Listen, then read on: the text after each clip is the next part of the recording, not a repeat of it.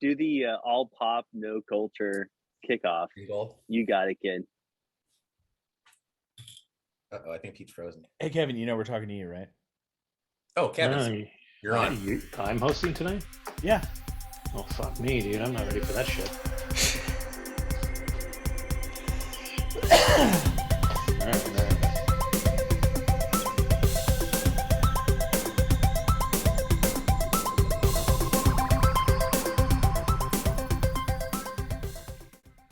So welcome to the All Pop No Culture podcast. I'm your host this week, Kevin. I am joined, as always, by Peter. Good evening. And then this week we have brought back our dear friends, Andy and What's Andrew. up? Yeah. Up, everybody. And for those that might be new, we are a pop culture centered podcast talking about mainly TV and movies. Once in a blue moon, we'll get into video games. And that's about it. This week we have a couple of, what we've watched. I have finally got my dream wish for the show, and then we're going to have Pete as we go along with future shows and in this show, watching Lost pretty close to one or two episodes at a time, so we can get the experience of watching Lost for the first time as it was back in, what was it, 2006, I think. 2004. Yep. And and then we're gonna, at the end, if we've got time, we'll play a little game and we'll go from there. So good to have everybody. And if we're gonna talk about what we've watched, Pete, Yeah, what have you watched? Well, aside from the first two episodes of Lost, which we'll get into, I really the only thing of note that I jumped back into was I started a rewatch just randomly of Silicon Valley, and it's just as funny as I remember it being. It's really good. I know a lot of people liked it, but I think it got slept on for a lot of stuff. It's a lot of fun. It's definitely, first two seasons are definitely the best, and then it ramps up towards the end of the third season, and as you cut through, there's a lot of slow kind of grinding stuff in there. There's just moving story along, really, but you just kind of like you start to get annoyed with the characters a little bit. But then it goes on and into seasons 4 and 5, and I'm like, no, I'm at the very end of 4 now, so I've got 2 more to go. It's just a fun rewatch, and you can chew through them because they're just a half-hour piece, and they just blow through like that. But those characters are so funny. When you go back, Dinesh and Guilfoyle still fucking kill me. Richard's complete ineptitude is insane. I love how it does become almost predictable, and you know it's going to happen, but the fact that no matter what it is, something always has to come in the way of what he's trying to do. There's always something. I do love the way that they go back and what seemed like an offhanded decision winds up biting them in the ass in the end. And it's a fun story. You got a crazy cast. I do remember the next couple of seasons do get a little rough with some of the Jin Yang and the Chinese factory stuff. Gets a little this is just out there. For me too, I remember watching it, and there was a point in the series, and I can't remember where it was, where you can start to realize that T.J. Miller is maybe getting a little too big for his britches as an actor. Yeah. Because he's so funny in the beginning, but you can kind of see where he became T.J. Miller instead of just. Again, it's like the first 2-3 seasons at least, he's still kind of grounded. That character just becomes so over the top at one point, though, where you're just like, okay, you've just done all this great stuff making him be human, with the whole thing with the stock shares and him having to sell it, that whole storyline and the way that went. But then they flip, you finally get some sympathy for this character, and they flip him around, and he's worse than he was. And that may have been a character choice that they decided to do. And it's just something that makes you not like the character like you're supposed to. But I hate that he got basically kicked off the show, because I would have liked Ehrlich to come back at some point and challenge that, or show up at like the very last minute, when everything's melting down at the end of the show. Spoilers if anybody hasn't watched it, to see what they would have done there. Otherwise, he was gone and you didn't miss it, because he was just like, he's just chewing up scenery at some points, where you're just like, dude, you even in the hyperbolic world, and almost in some ways almost farce.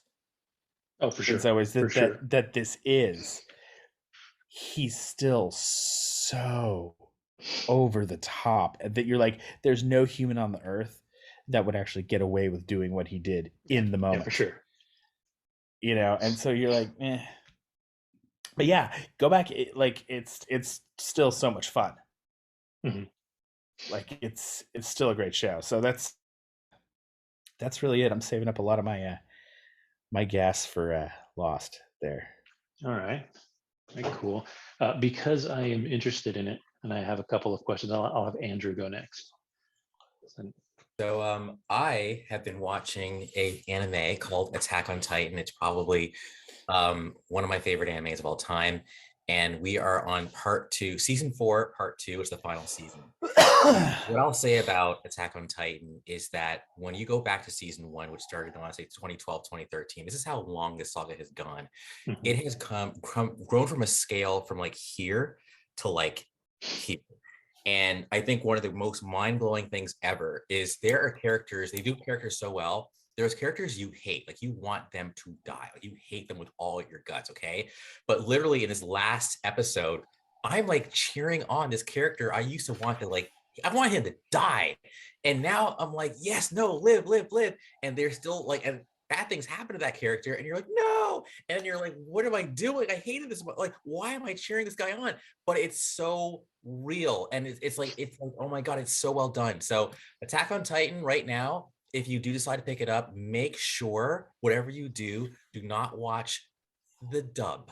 Watch the subtitles, because the English voice acting is so overdone, it's going to ruin your experience. I was going to watch ask. the subtitles. Yeah, watch the subtitles. Hulu's got them. I think Hulu, though, for the previous seasons, it's all dubbed. So if you don't want to just ruin your experience and watch the dubs, then go to Funimation. But for the last season, it's all on Hulu, so that's all good. So I love that show. If you have any questions, I'm happy to answer them. Don't Google it; you'll be spoiled. Yeah, my question was going to be where is it streaming right now? Because I know it was hard to find for a little while. Oh yeah. But I think Hulu acquired somebody in the anime, and it wasn't Crunchyroll, but they picked somebody up, so they got some more anime on the roster a couple years back. Yes. So cool. Yeah, I've been meaning to watch that one. It's a bummer for me that the dubs aren't great, because I a lot of times I struggle with looking up at the TV the entire time I'm watching something, because I'm of this current generation where my phone is always in my hand. Sure. It's actually the biggest reason that I keep not watching Train to Busan. Dude, because it's subtitled and I want to watch it like that, but by the time I get to watch it, it's 10 o'clock at night and I'm tired, and I know if I fall asleep, like I'm going to be drifting off and missing stuff. Whereas if I was listening to it, even a bad dub version of it, I would get more out of it. I gotta jump in really quick. So 2 things. Number 1, same. Like I'm actually literally trying to finish Train to Busan and I haven't done it yet. But Squid Game I was able to do, because at least it's only an hour. But the best part about Attack on Titan, I'm such a pitch man right now, is it's only 22 minutes, 23 minutes. So that's cool. Very accessible, just like Silicon Valley. You're gonna love it. Cool. Yeah, I need to get into that one. So Andrew, I'm gonna Sophie's choice you here, my friend. You can keep only one. The Gundam universe, Robotech or Attack on Titan. That's not even cool, dude. Like, nope.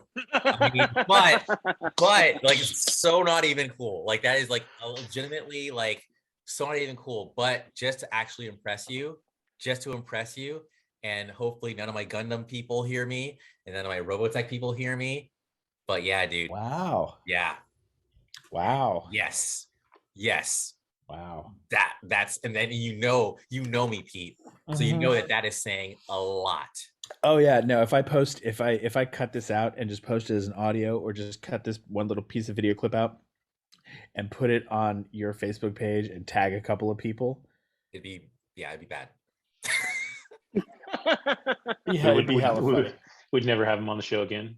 Oh no, it'd be like a nerd bash. There's nothing like nerd rage. We all know this. Nerd rage is some serious stuff that was actually addressed in a movie I just saw recently. I'm trying to remember what it was. What movie? Oh, I remember now. Scream. Anyways, moving on.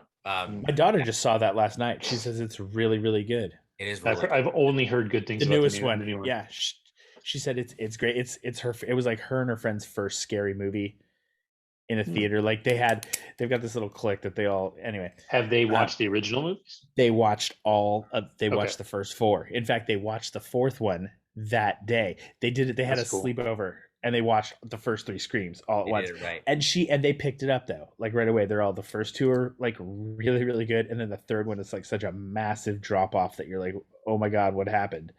And then the fourth one, you're just kind of like, why'd they make this? And like this one, really good. It feels more like the original. Like it's fun, There's a little bit of blood, but it's all. She's like, there's jump scares all the time. And just bam, bam, bam, bam, bam, and she's like, it was so much fun. She said her one friend was, like all like this, and I'm not a big scary movie fan. Like back, when before Mike and Alex went on hiatus, when we were doing the wheel, dude, any of those, like you guys kept going, like, oh, I hope Alex doesn't get. Friday the 13th, I was like, oh my god, if I get like Hellraiser or Friday the 13th or one of the Phantasms, I'm like, I am gonna fucking hate life. Well, I feel like those movies aren't scary anymore. Like they're comedic now. Yeah. I don't know, but I like jump scare movies. Like Scream was fun to me. Like I enjoyed that. I saw those in the theater because they were fun. But like I wouldn't go out and see any of the Saw movies in the theater. I wouldn't. The first Saw so good. No, okay, no. The first one, yes, because it was like it wasn't churning out a franchise storyline. Right. At that point, like right. it was just a great little standalone movie. Carrie Elwes was great. It built tension in different ways. You knew something horrible was going to happen, but this, like the rest of them, just became like Eli Roth torture porn to do a thing, standard movie trope kind of thing, and it was just like, it didn't hit the point where I was like, okay, what weird fucked up Rube Goldberg shit is he gonna do to kill this guy or dismember this chick? I'm like, this is two girls, one cup. Yeah, some movies are perfect as a standalone movie, and then they get made into a series and it just kind of bombs out. But the first Saw is fantastic. I need to see Scream. That's another one. Like I don't have anybody out here that would see it with me, so I'm just waiting for it to come out on TV. And I feel like, again, I've got a good sound system. I've got a big TV, so I feel like I'm probably not missing anything watching it at home. Correct. When the time comes. Yeah, it'll be fun. So, Mr. Anderson. You've been quiet, bro. I was just busting your balls about your beautiful. He's sad now, dude. You hurt his fucking feelings. You hurt his feelings before the show started, and now he's in the dark crying. He's probably drinking bourbon and crying. I'm not crying, but I am drinking bourbon. I really should figure out how to light myself better, but I don't give a fuck. Right, you're very pretty in the dark. Thank you. That's actually very true. I have enjoyed Daredevil a lot. That's now in the Netflix like top 10 right now. Like everybody's watching Daredevil right now. Yeah. And rightfully so. It's fantastic. I'm in the third season. Okay. I'm in like episode 2 or 3 in the third season. Enjoying every second of it. But like most series that are close to the end, I am slowly drawing back from it because I don't want it to end. Like I know that I am going to get to the end of it soon, and I don't like that. So I'm Googling, like, should I be watching The Defenders now? Like where am I in the universe? I've already watched all of Punisher, and I watch a little bit of Jessica Jones. So like I I'd feel like recommend Jessica Jones. Yeah. That Oh, whole show was good. Well, I feel like I'm all fucked up. Like I don't know where I am because I've watched the first 2 seasons of Daredevil. So like where am I in Jessica Jones, Iron Fist, like Defenders? Like where am I? Like where else should I be watching these episodes right now? Yeah, I think it went Daredevil, then Jessica Jones, then Luke Cage. No, Jessica Jones was first. Before Daredevil? Yeah, Jessica Jones was. Yeah. Yeah, Jessica Jones came out first, and then Daredevil. I remember that because I thought it was a weird choice too, because it was good, but it wasn't what a lot of people were expecting. I don't think, and I think that's why it worked the way it did. I thoroughly enjoyed the show. I like Kristen Ritter a lot, anyways. But yeah, I really liked, and I think. Did you watch the Purple Man Kristen Ritter? Great.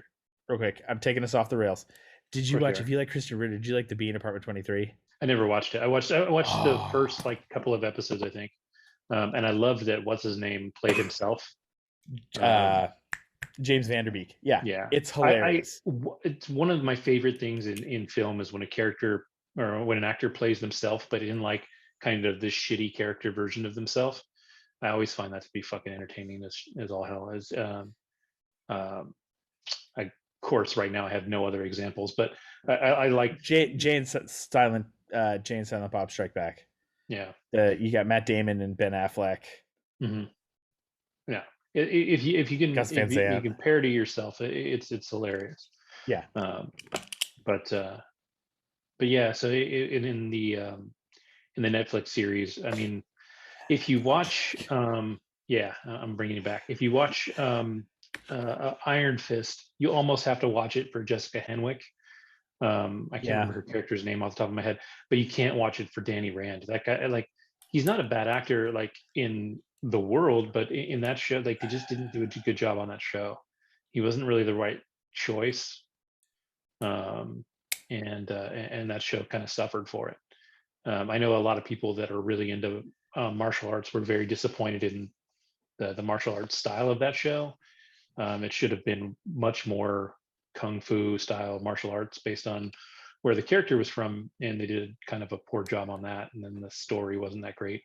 But just Jessica Henwick's character is so fucking likable. And if you watch it as her character, Colleen Wing, that's her character's name. Yes. If you watch it for her and her story arc, I think it's a better show that in that lens. They had auditioned her for something else, and she actually said she would only come back if she could play that character. Yeah, she was going to be in Shang-Chi. I think they called her in for the sister.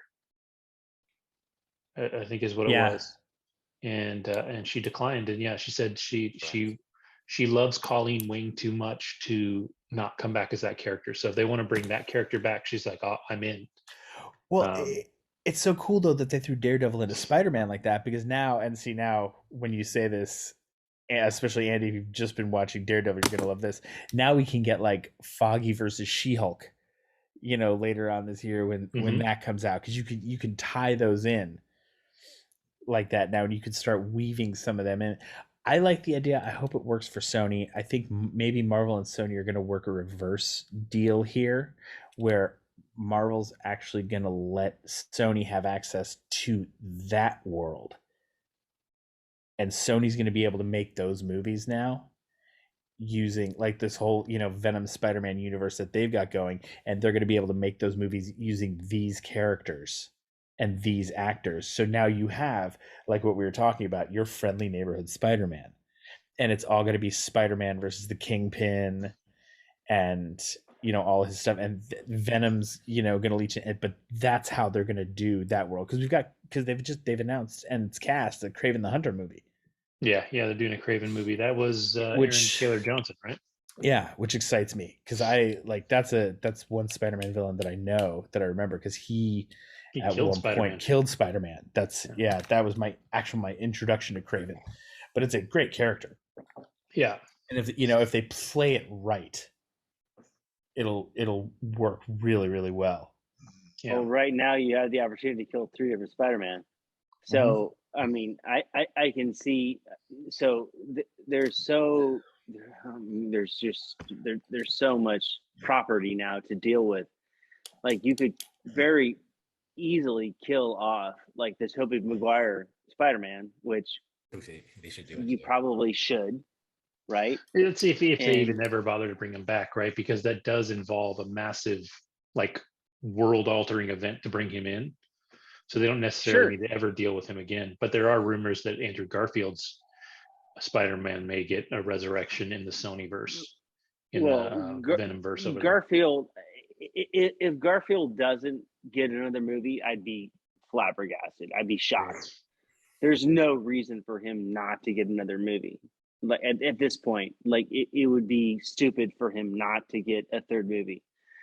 Now, if they wanted to bring and then destroy a Tobey Maguire Spider-Man, like if you wanted to kill a Spider-Man, you kill Tobey Maguire Spider-Man.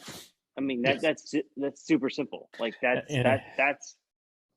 would be good. That would be fantastic. To me, they already foreshadowed it. The fact that he was like almost mortally wounded, like in the last movie, is like, that was just, to me, it's gonna happen. They're gonna kill his ass early on in another film, and then he's gonna be really done. That's my for all we know, they're gonna go loco with it, and Kraven the Hunter is actually gonna be a multiverse hopping hunter killing Spider-Mans throughout the multiverse.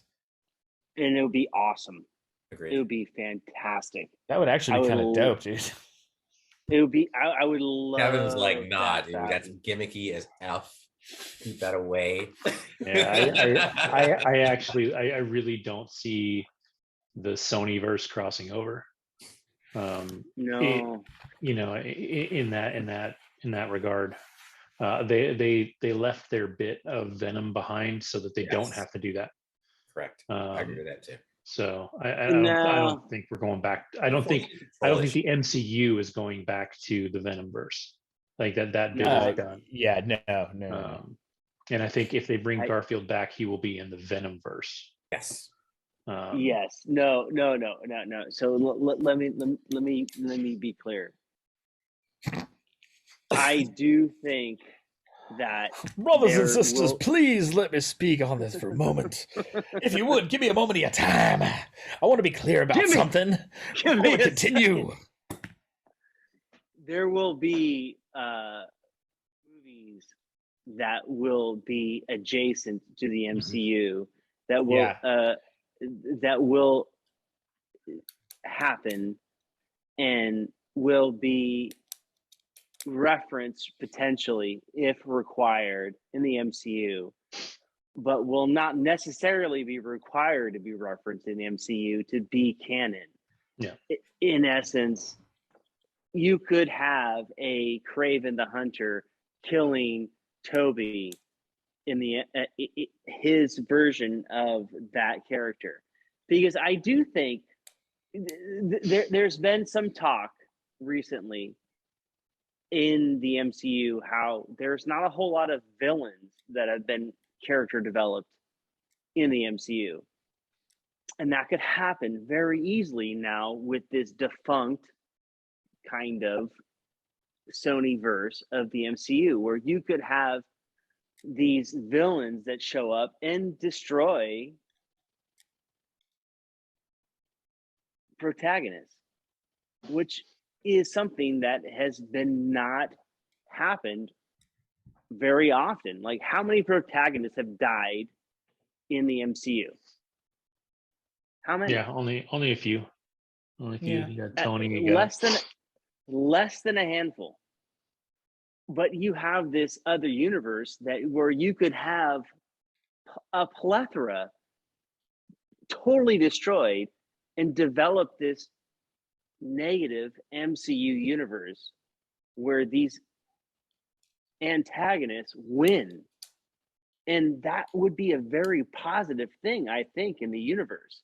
I think it would be fantastic to see these,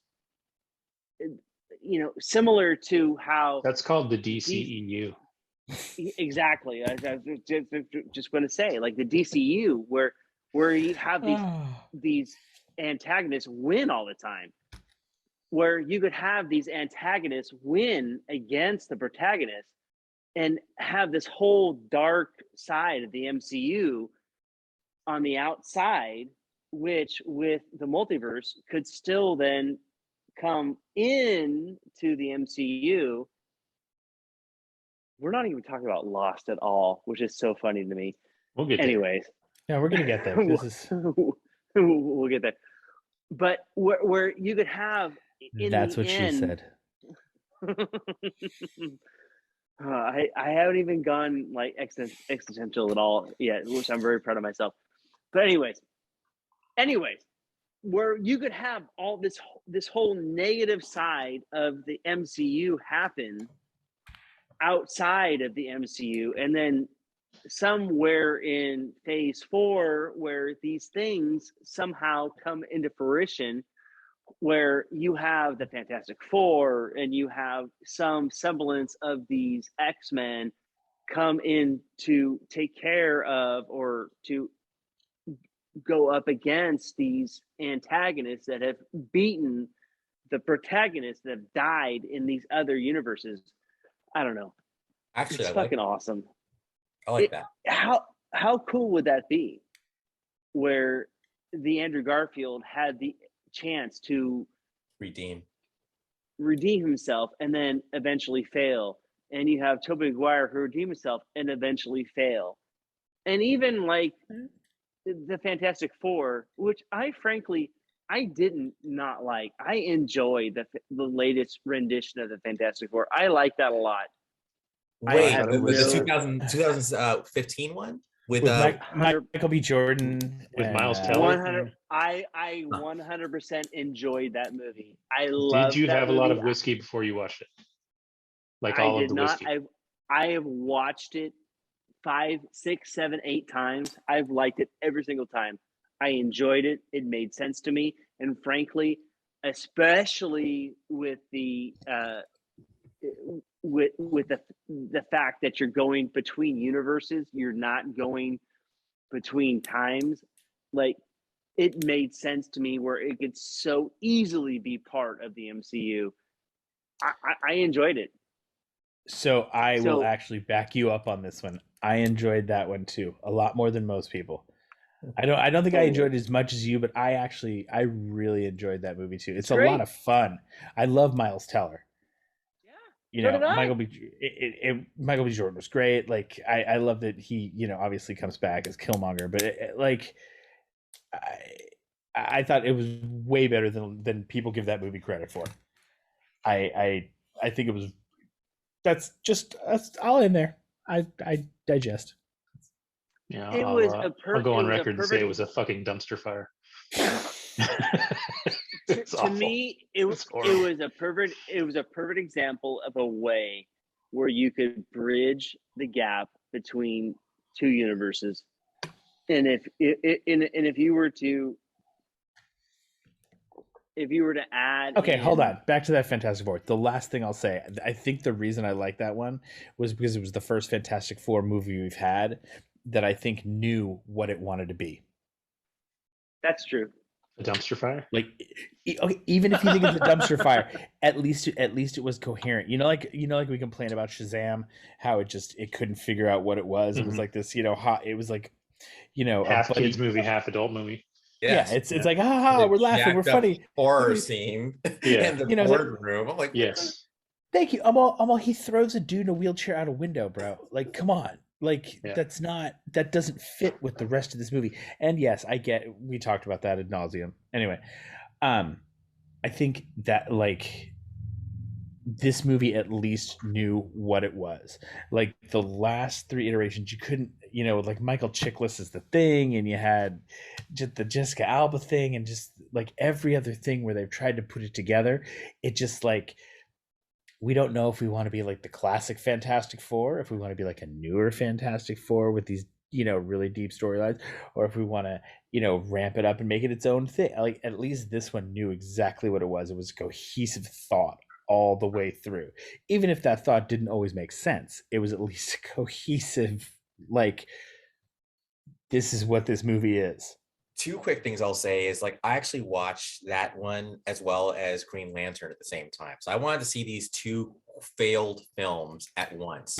And when I was done, I was like, I can see why these 2 films were like failed films. But I will say I liked Green Lantern better than I thought I was going to, number 1. And then going back to Green Lantern. And what you were saying about the first Fantastic Four, the first 2, it's crazy how both those films, I think, are very illustrative of their eras. Like, I now think of the early Zeros. This is the era of, like, American Pie and, like, a couple other films, those early Zeros films. And those 2 films fit that era. They're kind of goofy, kind of just very, like, it was almost like high school and corny, but then science fiction added to it. It was just corny, but it was very much of its time. And Josh Trank, I think, the guy who did Chronicle, I think he was the one who did the Fantastic Four. And that was more kind of nihilistic and just kind of dark and just, but also still young. It was youthful, but darker youthful, and maybe even a little emo. But it just, for me, by 2015, step your game up, dude. Like, the MCU's already out there, and that's why people are like, if you had come out in like 2003, then maybe you would have been a great movie, but you're not. Step your game up. That, I think, is the issue with why it was considered a dumpster fire. Kevin, I would love to hear your opinion, and then you can also take it from here as far as moving the show along. I to be honest, and for the sake of, it will help move the show along, I haven't watched that movie since the first time I watched it, and I was well done with it. I had no desire to watch it again. I like all of the actors. It just, for me, wasn't. I didn't like the take on Doctor Doom. I didn't, that was my big failing point in that movie. Yeah, and that's the point you can't fail on. Like, you can't. Because if you are ever going to push the Fantastic Four forward, you don't do it without Doctor Doom. You can't. That's like if they had dropped Thanos into the MCU and he had just sucked, you'd have been like, who fucking cares about what's coming next, and so that was my big thing with the Fantastic Four, is that they just dropped the ball. They went a little too crazy with the origin and a few things. And it lost me. And again, I think it is important to point out that, yes, we were in the middle of the MCU at that point. And that is a whole other level of storytelling. And it's a little unfair. And then I want the Silver Surfer movie. Like, that's what I really want. I want Galacticus. I want Silver Surfer. Eternals set all that up. So that's the one thing I'll also give Eternals. Eternals made me go, okay, we can pull this off. You guys can go super cosmic now, because it's I think, number one, if you bring Galactus in, he cannot be a fucking cloud. Exactly. Like, Galactus needs to be Galactus. You can kind of unsilly his helmet, right? But Galactus needs to be Galactus. Silver Surfer's a tough one. I think they will struggle with doing that one right, and may avoid it altogether. but I always love the Silver Surfer in the comics. But he may be a character that is best left in the comics. I'm not sure about that. That's another one we can stall with while we're waiting for Andy to get back here. I finally watched Eternals. Oh yeah. What'd you think? I actually really enjoyed it. Mm-hmm. It was slow. Like, I get Sure, everybody's sure. complaints about it. It was very slow. Till the forest scene. I think from But that point it was good. But keep going. yeah, but I still really liked it. I thought all the Yeah. character design was great. Like, it was slow, but I got where the movie was going. Like, I got the tone and the feel that it was setting up. It was a different kind of Marvel movie. Like, this is, if you want to, this is I think the first Marvel movie that was romantic in the classical sense, not like a Mhm. romance movie, but in like classical romantic kind of, film and literature where Yeah.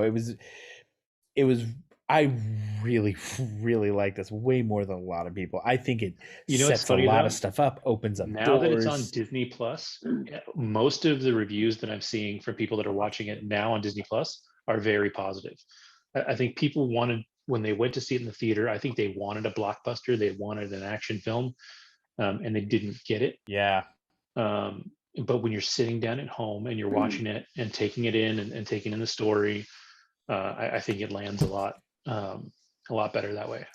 Do you think It it would have been really better did. as a Disney Plus show? Like break What's it that? up. Like, do you think it would have been better as a Disney Plus show versus an actual film? I don't know. I think so. I don't know, because I look at that like it might have been too boring. Like we've all been trying to keep up with Boba Fett, right? The Book of Boba Fett, and that show. How nerfed is that show? Like I haven't even watched it because of all the bad juju around I don't it. hate it. It's just not very exciting. It's like it's all the things about Boba Fett that I never gave a shit about. I It's think, so though, nerfed. It's so nerfed. It bothers me so much that it's so nerfed. Even like, so spoiler alert, the uh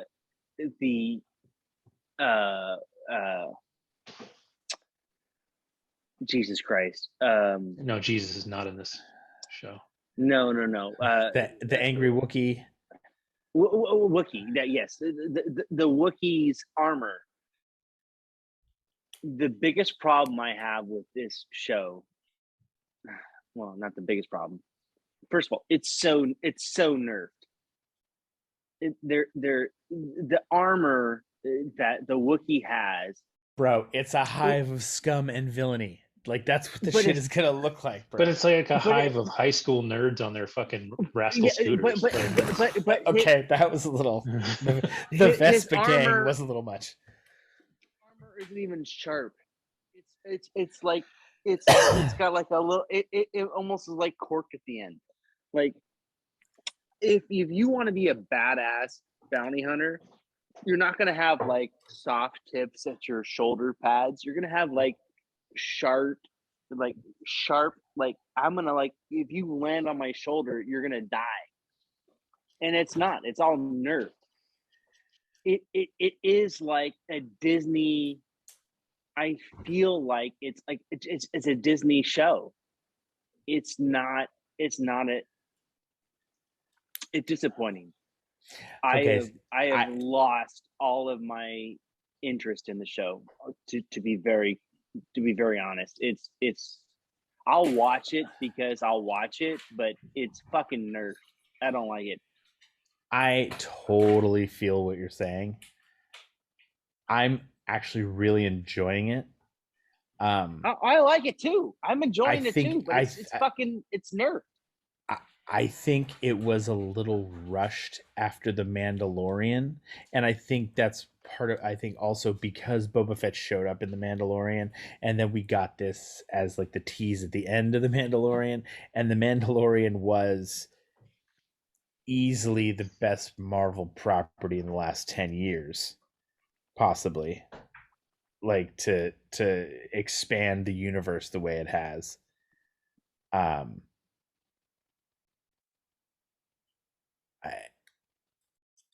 I totally feel why people aren't liking it because it's still that anticipation. Like, he's been a badass and he's done some cool stuff. I'm sorry, I dug the whole Tusken Raider thing. That I actually was okay with. That whole flashback, like, I was like, this is a dope story. Like, that the whole thing where he's making his, you know, his stick and stuff, and like, I wanted that to be cheesy. Like, I'm watching it going, oh, this is about to get kind of stupid, and it doesn't.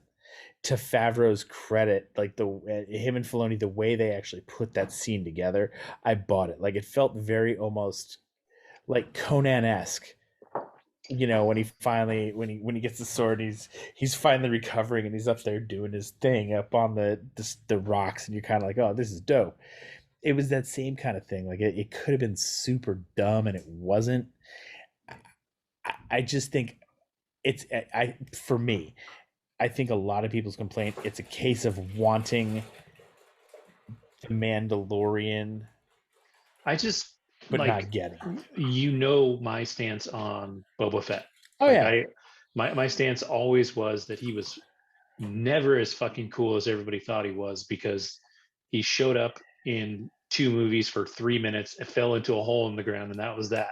And then everybody for fucking 40 years talked about how badass Boba Fett was. And I was like, no, dude, did you watch the movies? He's a fucking idiot. Like, he sucks. He's Darth Vader's bitch, and he falls in a hole. And that's Boba Fett. Oh, yeah, no, I think Kevin would have gone like Michael Douglas falling down if Ben Affleck had played Boba Fett. Like, that would have been like his complete and utter. That would have been it. But like, so when he showed up in The Mandalorian, I remember when he showed up, he showed up and he just kicks ass, and I was like, finally, okay. And then you go back to the Book of Boba Fett, and you know he's a badass, and almost the entire show he doesn't do anything. So it's a step back from them doing the work that they did on this character. So that's my biggest complaint. It's just not particularly exciting. Yeah. And some of the episodes don't feel like they have enough of a point. And fuck, do I hate that little biker gang of kids? Like, I'm just like, no. I get that. That's one that I get. That I got. Well, right and off then the bat. and then like, and there's stuff like their little bag of tricks, their bikes, their all their shit is just too sparkly and shiny for that world. It's bullshit. Like, it doesn't fit. It's Nerf. Ridiculous. It's all nerf. It's all ridiculous. I feel like I am I'm at Disneyland, like, it in line for a ride. It's silly. It's silly. It's weird because it is, but it's not. Like they're being very serious about it, but it just has this feel of I don't know, of being a little too much. I got where they were going, but I felt like I didn't particularly love the little Vespa, like, speeder look that they had, but that was stupid. It was, but I think it was just a misstep. It's a huge misstep by the art department, because they were trying to find a vibe of what these kids would have done, because they're like, punks and they're criminals, but they're modern kids. They're like these are like hacker nerds in a way. Like, that's what they're trying to do, and that's what they are. Just doesn't fit. And then if you're like the baddest bounty hunter in the galaxy, why is your gang a bunch of fucking teenagers? Like, why aren't you going out and getting some actual badass motherfuckers? Like that Wookiee, like those are the people that he's supposed to have with him, and he's not supposed to be fucking reaching out to little kids and being like, "Hey guys, you want some water? Let's go beat up some bad guys." Okay, with like some soft like spikes on his soldiers, and then there's 6 of them, and they can't chase down one dude in a fucking speeder as he gets away. Like, I feel like they're just not good. For me, that's balanced out when I see Danny Trejo with a Rancor. But dude, that's only cool if it was anybody else that showed up. You'd be like, okay, it's only cool because it's Danny Trejo. Like, that's the only reason that's cool, is because it's fucking Danny Trejo, and Danny Trejo is fucking rad. But anywho, If I'm you a ha- serious. if you have to have Danny Trejo out there for the Rancor, that should tell you something. Right. That Yeah, the the Rancor fact should have that been the cool thing to show up, not Danny Trio. Yeah, exactly. I get you. Yeah, Exactly. And again, I love Danny Trio. He's Because the if best. I'm not mistaken, he was in Breaking Bad for all of like what 1.5 episodes and ends up like his head on a turtle. So I think that's the same guy. So it's like if that tells you how badass of the show Breaking Bad was, kill him off in like literally like 2 episodes. But anyway, yeah, If I will, my agree. last comment on Boba Fett, and then we need to move on because Lost is calling me. I've been. Oh, I still haven't gone over my watches. You guys are all Oh, dead. that's right. I know. Fuck you. I want to talk about Lost. Jennifer Beals, dude. Wow. Yeah, she must Like, be immortal. Like she's bathing in good the blood of Lord. babies or something. Easily now the hottest Twi'lek that we've seen across any movie or property we've seen. And those, the Twi'lek are like, they're supposed to be hot. They're The things. yeah. Yeah. The Leku head tails. Wow. Nerd out on that one. Believe it or not, that actually is by now I want to watch the show more because I love Jennifer Beals. Thank you. She's in it. She's in it. Yeah, she's in it so little though. But I think she's going to be in really... it more. I think she's going to be in it more now. Oh, I'm sorry. I think she's the big bad guy behind the whole thing. I think she's the one calling the Pikes in. I think she's running the whole deal. Like I feel that for me. I guess I feel like because I'm not the guy that figures out the mystery. Okay, Kaiser Soze fucking blew my mind. All right, like to this day, I go back and watch that movie and I still pick up new shit, and I've seen it a million fucking times. I just feel like it's too on the nose, but it's the only way that it really becomes a cool twist at the end. Because if they don't do something like that, then it's like yeah. So I will. Yeah. Anyway. Yeah, we'll see. I'm going to watch till the end, and it's fun to watch with my youngest because he is the Star Wars fan in the house, like even more so than me. Nice. And so I'll watch it to the end, but it hasn't been as good as Mandalorian. But so then on to steal everyone's thunder back for myself for a fucking minute. The only thing of note that I watched is Archive 81 this week. Yeah, what is this? So it is. Yeah, it's really cool. It's about this kid that gets hired. He restores VHS tapes and beta tapes. He records video tapes specifically, or not records, restores old videotapes.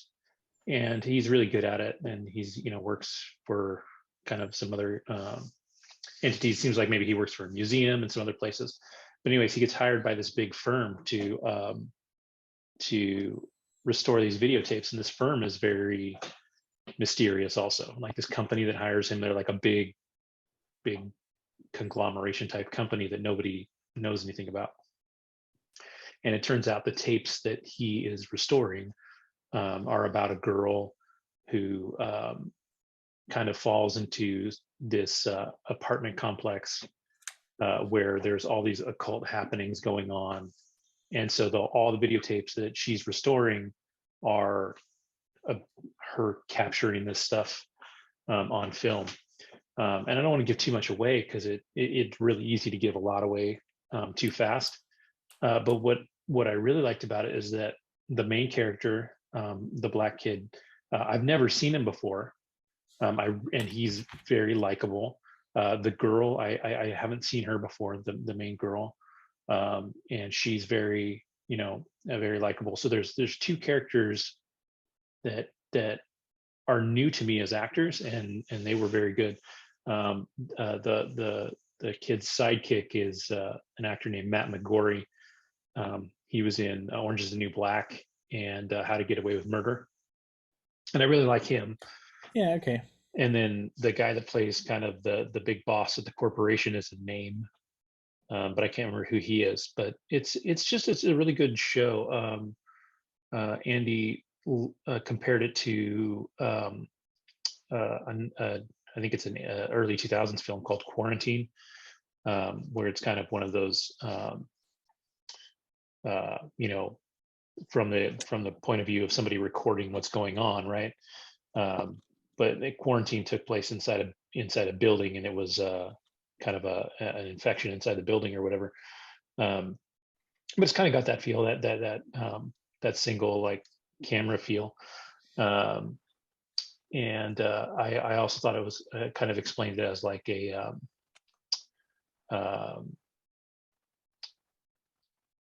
Lovecraft country kind of light.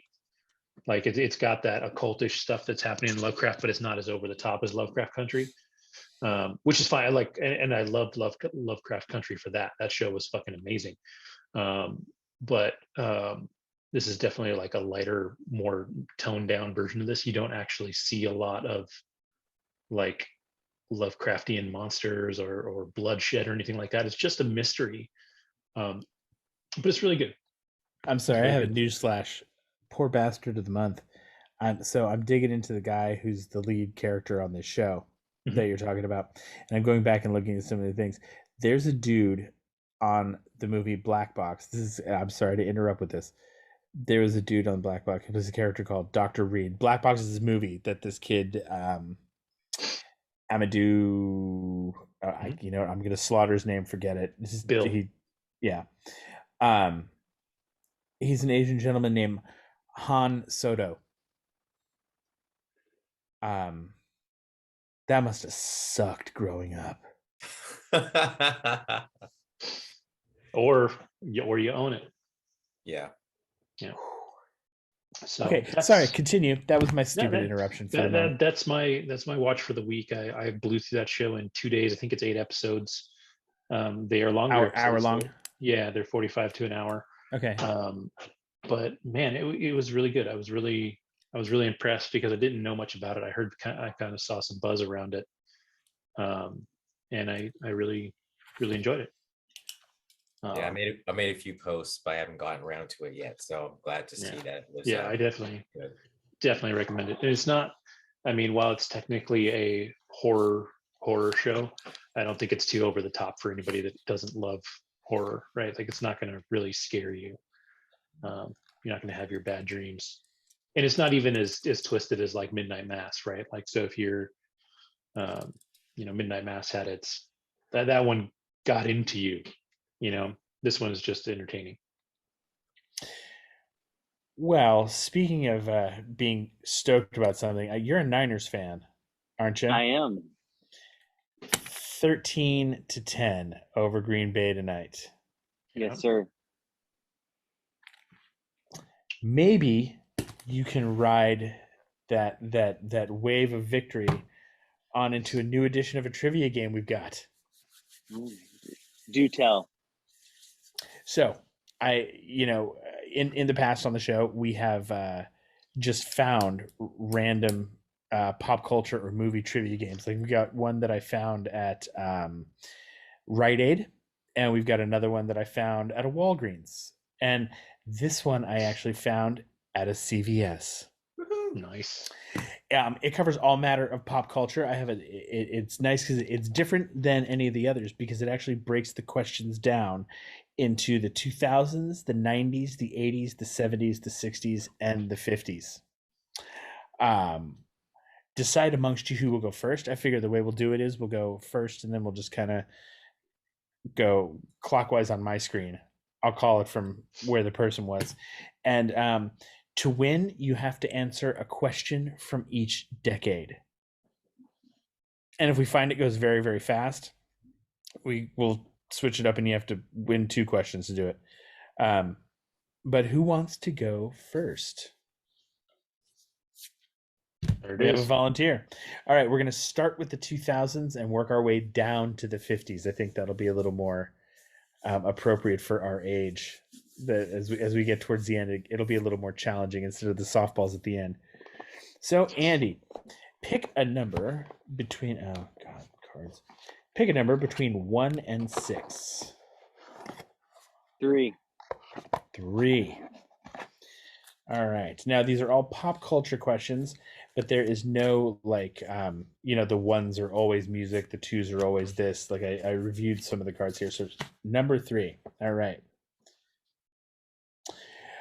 Number 3, which recording artist shaved off her hair in 2007? Sinead O'Connor. No, my friend, that would be Britney Spears. Damn it. That would be Definitely Britney Spears. can. So if we're going clockwise on my screen, Andrew, you get the next call. Pick a number between 1 and 6. 2. Peter, Susan, Lucy, and Edmund are the central characters in which film released in 2005? Good Lord. I know this one. Even without the answer, this is Peter, Lucy, what? Peter, Susan, Lucy, and Edmund are the central characters in which film released in 2005? Yeah, I'm just gonna take a wild guess. I'll go with Final Destination. It's the Chronicles What of Narnia. It's the Chronicles What of Narnia. I just lost my nerd card. All right. Surprisingly good movie. It's sad that they didn't continue going with it. They've only done Voyage of the John Tree. Anyway, Kevin, on to you. Lucky number 6. Let's go with 6. Number 6. Name the year. The Iraq War begins in Iraq, is invaded by the U.S. and Allied forces. The Human Genome Project is completed, and the U.S. Department of Homeland Security begins its operation. I already know. Should have got that one. Is it 2003? Yes, it is. Nice. That doesn't really feel like pop culture. That's more news, but I'll take it. That was the year of shock and awe. I'll never forget that. All right, Andy, you're up again. Number between 1 and 6. 1. Which online company features a bird named Larry as its logo? What the fuck?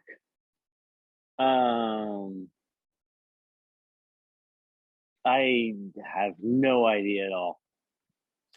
That would be if you're ready to give up. I give up. That would be Twitter. The Twitter bird's name is actually Larry. I did not know that. I'm glad I'm not playing this game. All right, back to Andrew. 6. 6. Name. Okay, so it looks like 6 actually is the same thing as the name the year. So it's name the year. North Korea claims to have carried out its first ever nuclear test. Steve Irwin, the crocodile hunter, is killed by a stingray while filming. And Pluto is demoted to the status of dwarf planet. This is some BS, man. I usually go with years, but this is not cool at all.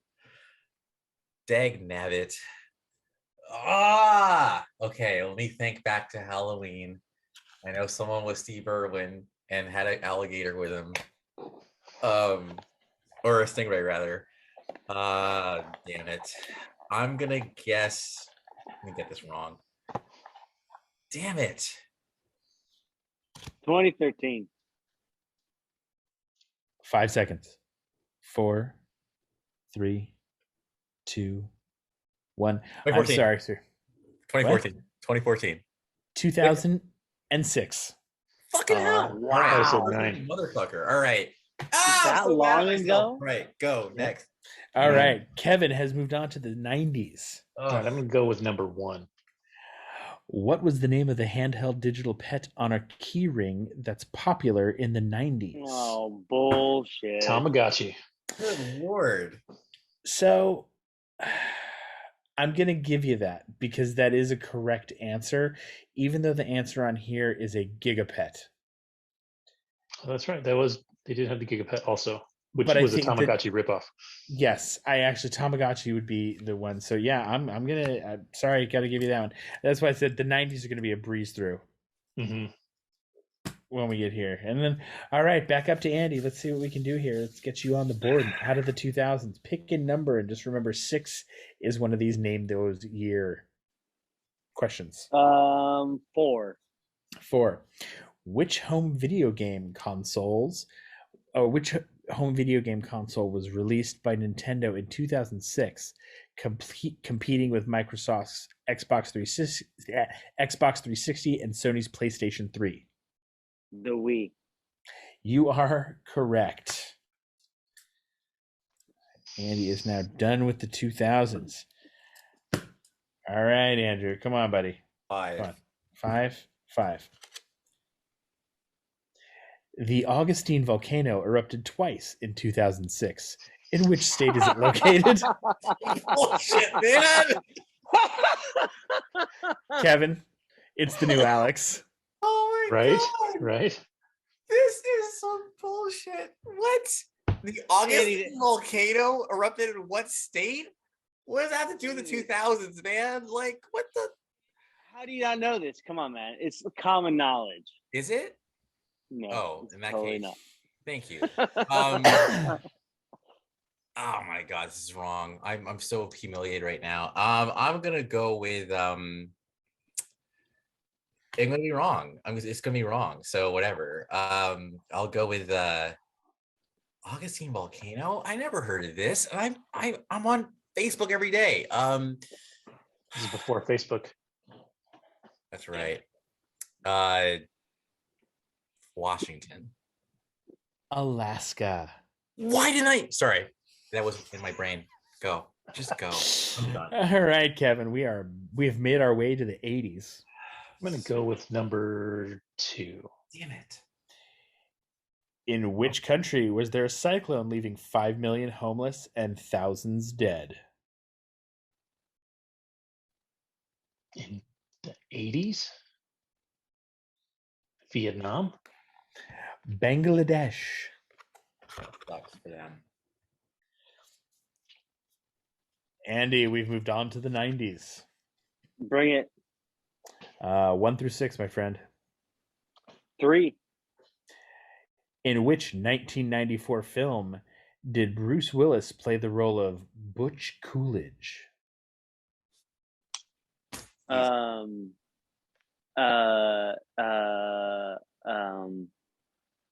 Oh shit! I know this actually.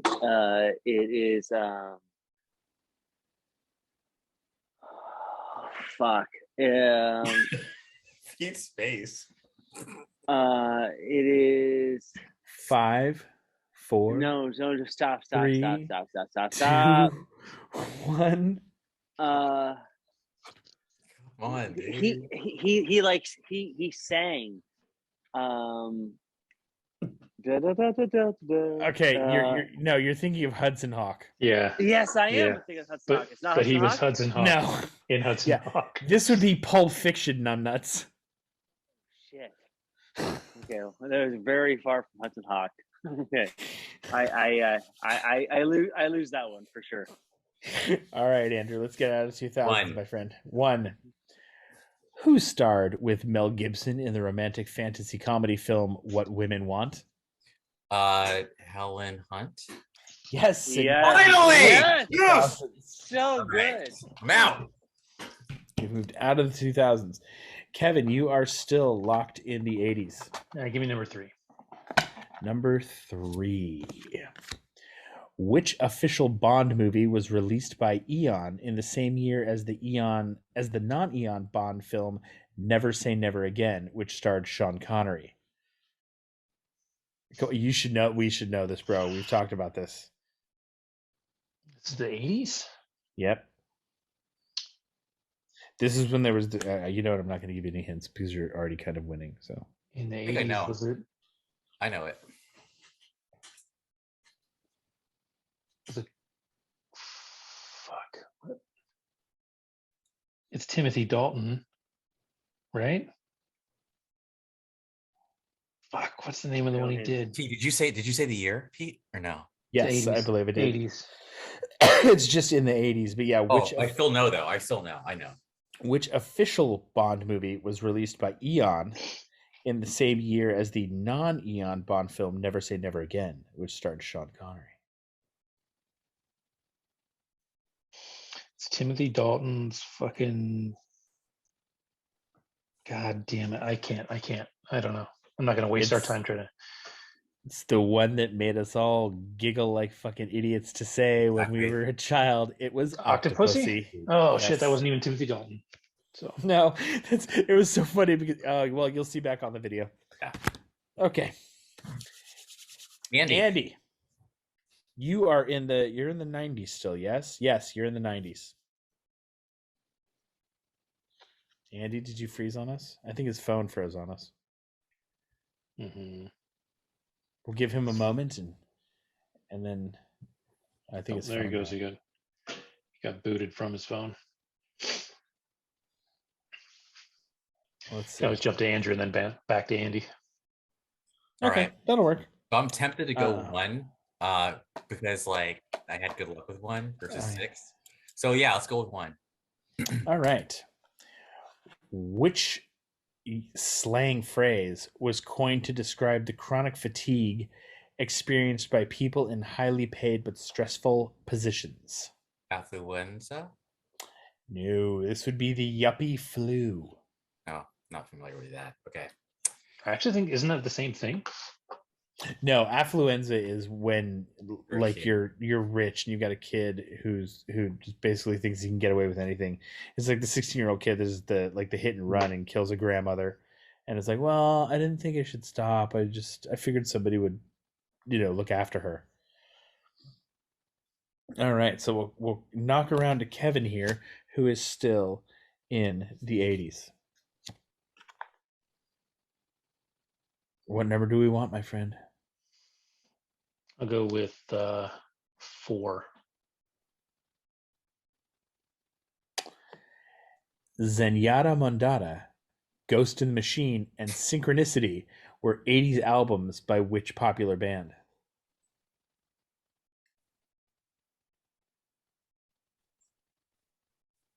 Fuck.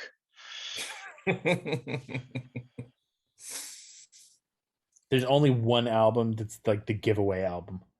Yeah, the what other were the two album names again?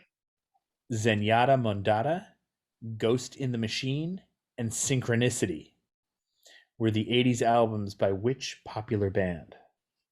Synchronicity is the one I know. Yep. That's the Rosetta Stone, brother.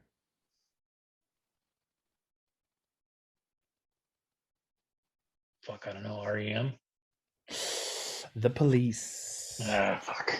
The Police. All right, so let's see. We got a lap of Andy. I'll mark those down so that we. Yeah, he can do a couple in a row. We'll just back to back them. All right, so Andrew, trying to get out of the 90s. Still. 6.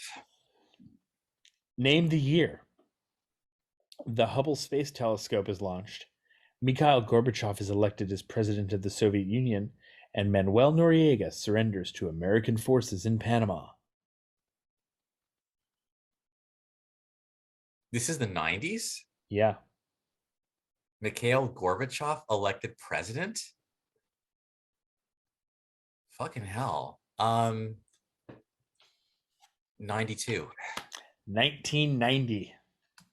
Wow. He was like the first. I think he was the. Sorry.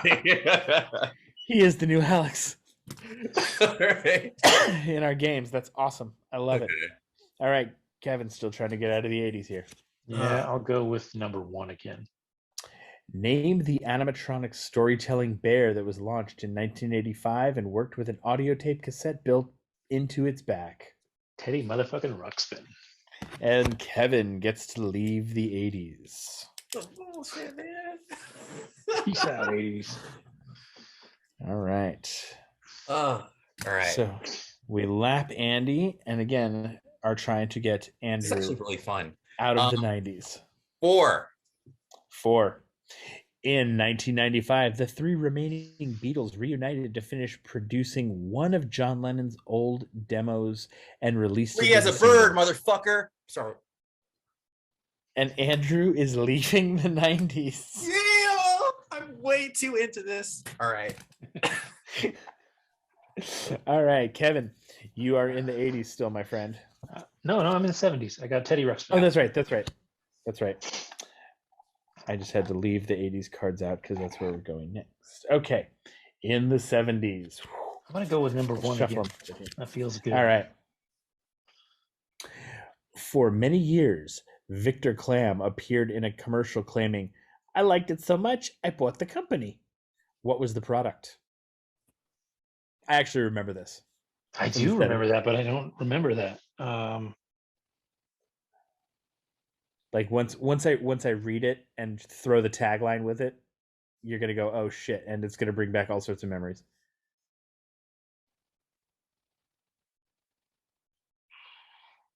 Yeah, I don't know. I'm not gonna get it. It's the Remington shaver. Shaves as close as a blade or your money back. Mm-hmm. All right. So, Andrew, you are now in the 80s. I'm in the 80s. I'm lost in the 80s. Number 2. Number 2. Who sold his car in 1983 to help save his father's business and ultimately start up a pizza company? I know the company. Who sold his car to start up a pizza company? Is this a fiction or like real? No, this is That's real. real. Damn it. Papa John? I'm going to give it to you. Yes, it's John Schnatter of Papa John's Pizza.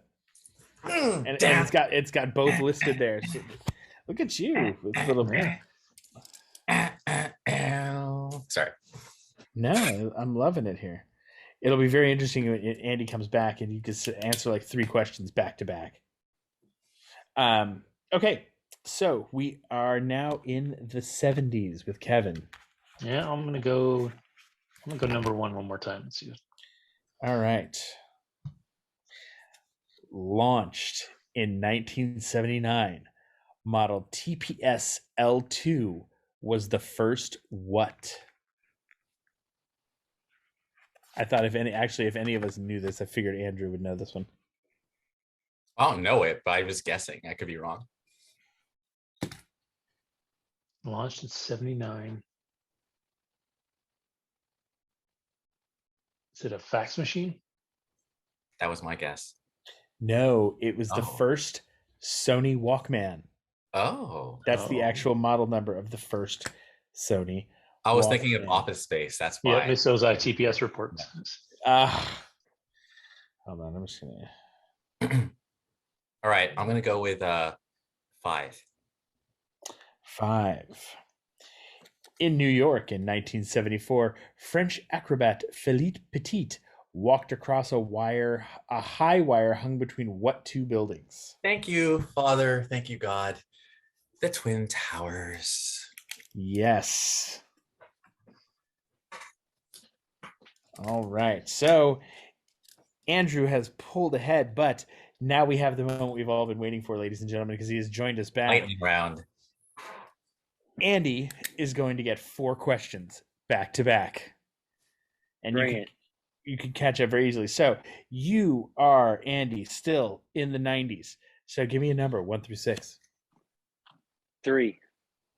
Which film from 1991 featured the character Clarice Sterling, a student at the FBI Academy?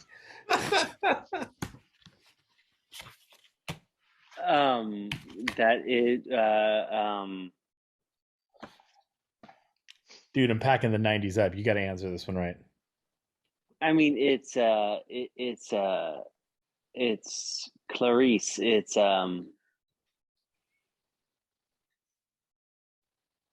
shit. You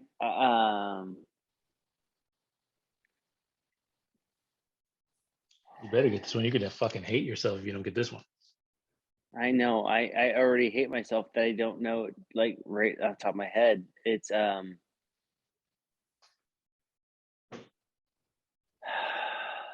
This is one of the most quoted movies of all time. Yeah. It's Hannibal. In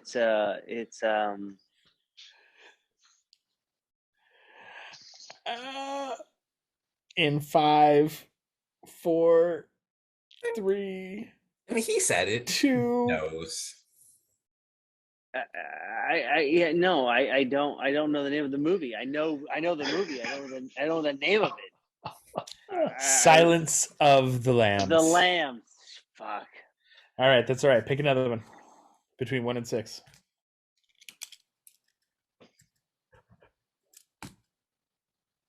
Now pick a number between 1 and 6.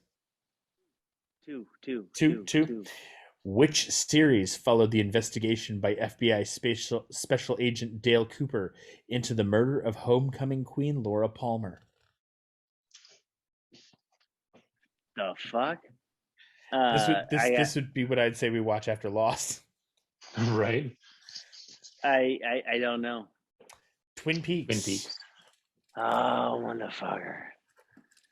Oh. All right, between 1 and 3. Or between 1 and Three. 6. Excuse Three, me. three, Again. three. All right, okay. Which actor and singer sang the theme song to the 1999 film Wild Wild West? Come on, man. What? Will Smith? There Yes. you go. Okay. There you go. All right, so you have made it into the 80s. All right. And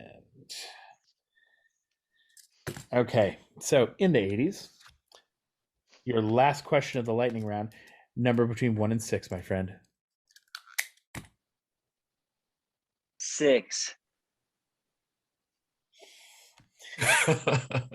Name the year the charity single We Are the World is recorded, Mike Tyson makes his professional debut in New York, and the film Back to the Future opens in theaters. I know this very well. 93. You're in the 80s, buddy. 85. 80. I meant 85. All right, so now we'll just keep it in order, and we will go to Andrew, who is Andrew is in the 60s. Yeah, What? baby.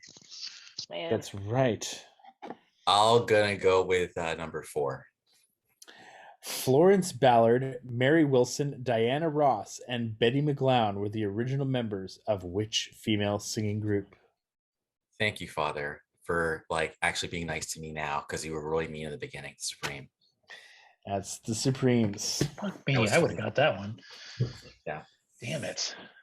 Andrew is one question away from winning. Kevin, you're trying to get out of the 70s still, my friend. Give me number 3. Linda Blair plays the possessed child Regan in which classic 1973 horror film? The Exorcist. And Kevin gets to leave the 70s. Andy, let's see if we can get you out of the 80s, my friend. The 80s. Can't guess the 90s. 1. Sure you don't want 2, bro? I want 2. I want two. All right. Who traded places with Eddie Murphy in the 1983 comedy film Trading Places? Arsenio Hall. No, I mean, Sorry, sir, that would be Dan Aykroyd. Oh shit, that's right. Trading Places. You're still in the 90s. So the question number 1 that I let you skip off of was, what was the name of the short flounced layered skirt that was popular fashion trend for girls in the early 80s? yeah, I don't know that shit. The answer to that is the rah-rah skirt. Mm-hmm. I've never even heard of such a thing. I have 3. All right, Andrew, let's continue our journey through the 60s. No, he's in the 50s, right? He finished I'm in the 60s because I got the Supremes. Oh, that's Yeah. right. Jesus Christ. Oh yeah, that's right. We're vying for the win here. All right, 1950s. Definitely not 6. So let's go with 2. 2. Who played Brett Maverick in the 1950s Western comedy series Maverick? Shit, I can tell Kevin knows. I know that what's his name? I know in the 90s there was a remake with what's his name? Mel Gibson. But as far as the original, man, it's got to be someone iconic. So I'm gonna have to just guess. Fucking hell, this is some bullshit. All right. I might be wrong actually, but I'm gonna go. It's gonna be wrong. But I'm gonna go with James Garner. Andrew, you are the winner of the first time we're playing this game as with Yeah. James Garner. Oh my god, that was awesome, yo.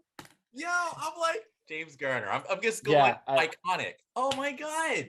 yeah, well, because he was in Maverick. He played the bad guy in the movie. Yeah.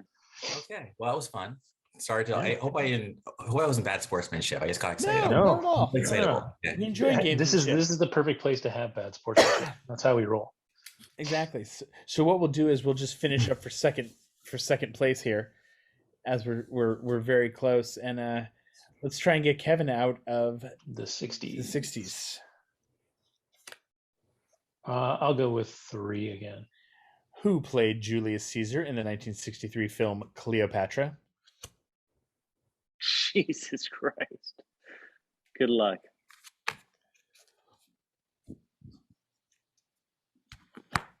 I know who I'm picturing. I don't know if it's right, and I can't fucking remember his name for the life of me.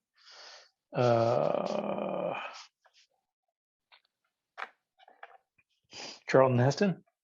No, Rex Harrison. Fuck Rex Harrison. All right, Andy, let's get out of the 80s, bro.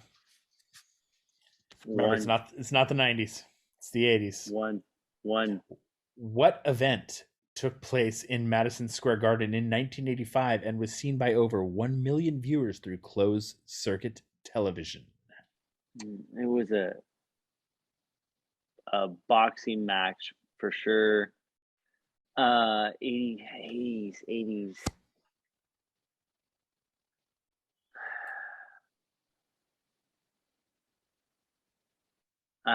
Muhammad Ali. What you gonna do, brother, when WrestleMania premieres on pay-per-view? WrestleMania, the first one was 1985. Jesus Christ. Oh, that would have been a guess of mine, but I was thinking Pontiac Silverdome, but that's 3, not 1. So, okay. Nice. All right, Kevin, we're in the 60s. Number one. In 1963, which country music star was killed in a plane crash along with fellow performers while returning from a benefit performance in Kansas? Country music star.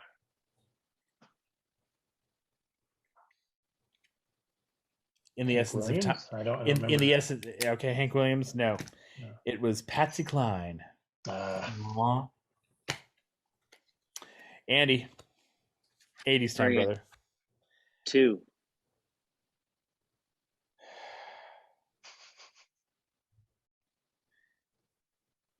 John Hannibal Smith, H.M. Howling Mad Murdoch, Bosco Albert, B.A. Baracus, and Templeton Faceman Peck made up which TV gang?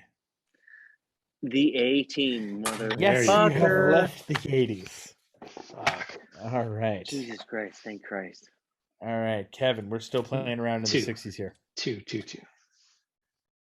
Which unusual TV family lived at 1313 Mockingbird Lane? The Addams Family. No. The Munsters. Fuck. Ooh. Yes. I would have got that wrong too. That's bad luck. Fuck. Because remember, they made that horrible 1313 Mockingbird Lane show that was like 3 episodes about that. They tried to like kind of up the monsters. The monsters was just a few years ago. It was so bad. I was like, oh, this looks like it's got some potential. This could be fun. It was such a fucking clusterfuck. It was so hideous. All right, the 70s, Andy. Give me a number. 1. Which aftershave, launched in 1976, was advertised as "for the man who doesn't have to try too hard"? Aqua Velva? No, that would be Denim. Had you picked a number 3, you would have gotten Alien as a 1979 science fiction horror film directed by whom? This No, guy. you picked number 1, and so Kevin is still trying to get out of the 60s. Give me number 2 again. Napoleon Solo and Ilya Kuryakin were the lead characters in which 1960s spy series? The Man from U.N.C.L.E. The Avengers. Should have listened to Andy. It was the Man from U.N.C.L.E. He can answer your questions, just not his. Getting out of the 70s, Andy. What number do you want? 1, 2, or 3? Fucking 2. Which dishwashing liquid introduced in 1973 is the best-selling brand? Oh, fuck.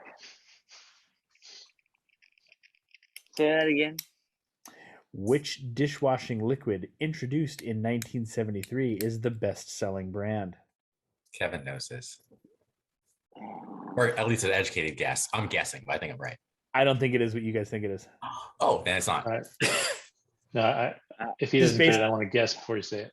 Yeah, I'll because I think I know what you're gonna guess, but that's actually an '80s brand. Okay, then I'm wrong. I don't even. I have no idea. Dawn. Zero. Yeah, It is Dawn. Okay, I was going to say Palmolive. Yeah. Madge, Yeah, Palmolive was my first guess, but when Madge you is said soaked in it. yeah, soft on hands while you do dishes, but then when you said it's not what you think it is, then I went Dawn. See, in my head, Dawn came after Palmolive, so I still would have stuck with Palmolive. Yep. All right. Give me number 3. Or How I Learned to Stop Worrying and Loved the Bomb is the extended title to which 1964 film? Oh fuck! Dr. Strangelove. Yes. I watched that for this show.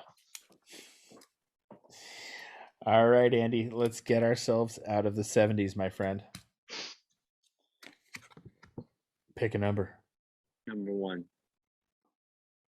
Which Atlanta Braves outfielder hits his 715th career home run in 1974? Hank Aaron. Surpassing. All right, then. Hammer We and have Hank. left the 70s. All right, now I'm in the 50s. Hey, Kev, welcome to the 50s. Oh, Give me number 3. Number 3. Hey, Kevin, welcome to the 50s. Which 1954 Gene Kelly musical film featured the song "Almost Like Being in Love"? So here's what we're going to do. I'm going to wait if we get to that point. Brigadoon. Kevin takes second place. Andy, you were making a valiant comeback. You've gotten yourself there, but with Brigadoon, Kevin, you are our second place winner. Bit of a cheat. I did Brigadoon at Pleasanton Playhouse. Oh, there we go then. That But game, today, this has been what a rare mood I'm in. Why it's almost like being in love. It's love, yeah. So this was a fun game. I enjoyed this. It had a fun end for the winner there. Yeah. That was awesome. I didn't see that coming. I didn't see it coming. Yeah, that was a hell of a comeback.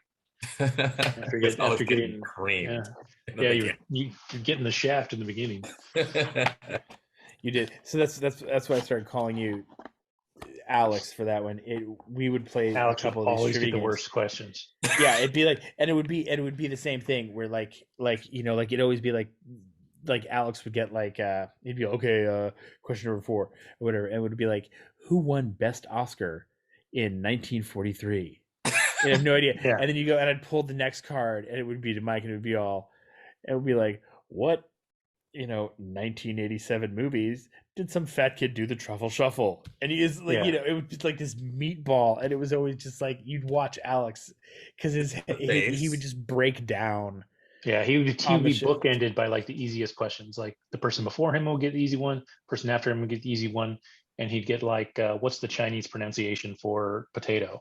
And you'd be like, what the fuck? Like, this is a movie trivia game. How did that even come in there? What's on the card, bro? What's crazy is Alaska did actually appear in my brain, and I just went some West Coast like volcano belt or whatever they call it, the Ring of Fire thing. The Ring of Fire, yeah. And like I thought of Alaska and I didn't say it, but thank God James Garner was like in my brain. That was awesome. That was a total just yeah.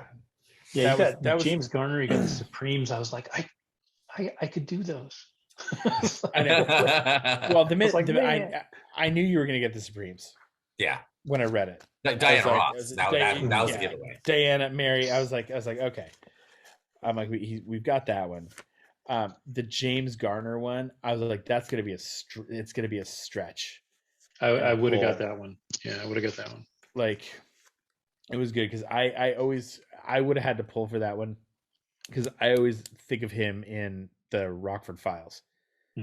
Is what my biggest memory of him. The reason I would have got it is because he was in the movie. Like they put him in the movie because he was in the series, and that's the only reason I would have got it. I was just thinking, like, manly men from back then, like Roy Rogers and I was just thinking, I even thought of DeForest Kelley. I know he was in some Westerns, but he wouldn't be big enough to like headline something. But Garner was big enough, so I figured he's the one. So yeah.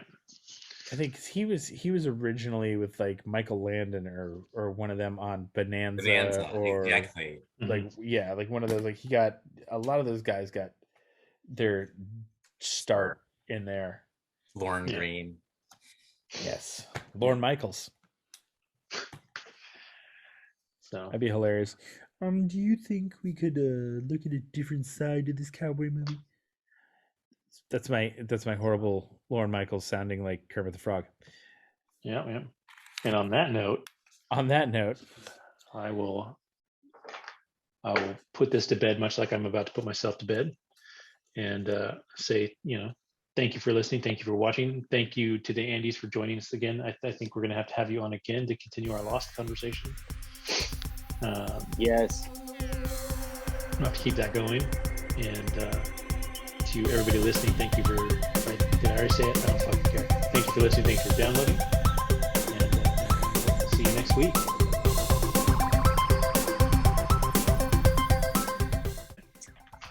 I will tell you, everybody is like, the runtime for the next Batman movie has come out, 2:55. 3 hours, yeah. Yeah. That actually turns me off from seeing in the theater at all. Really? Oh, I totally disagree. No, I'm not sitting in the theater for 3 hours for a fucking Batman movie. I've seen enough Batman movies.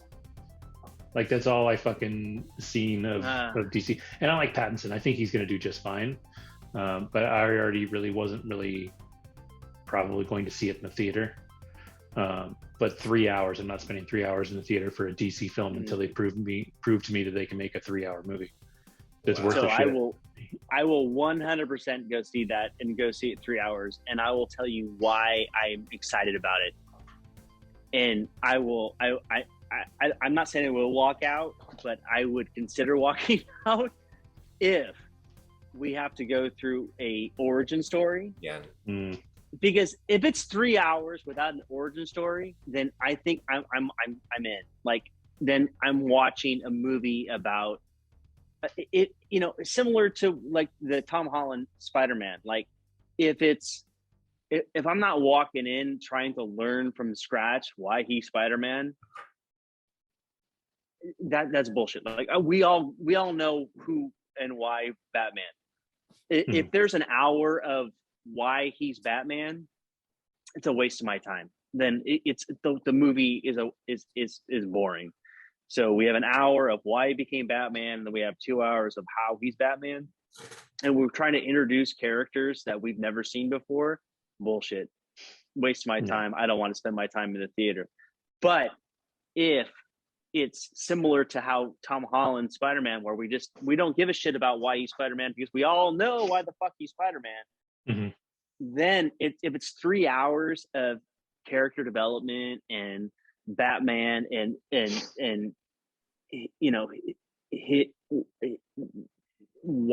who he's against, I'm all for that. Like, I'm in for that, and I will go to the theater to go see that for sure. I'm really excited for that movie. I was totally, Kevin, I was 100% you maybe a year ago. Like, bullshit, why are we doing this? I actually really like Ben Affleck as Batman. I liked his Batman. I was a fan of his Batman. But he wasn't Batman. It was a stuntman in a suit. That's my thing. That's my biggest argument about anybody that says that Ben Affleck's Batman was great. He was barely ever Batman. Like, he built up Batman in the background, but like, what everybody talks about, they're like, oh, I love the way Batman was so gritty and all his fight scenes and blah blah blah.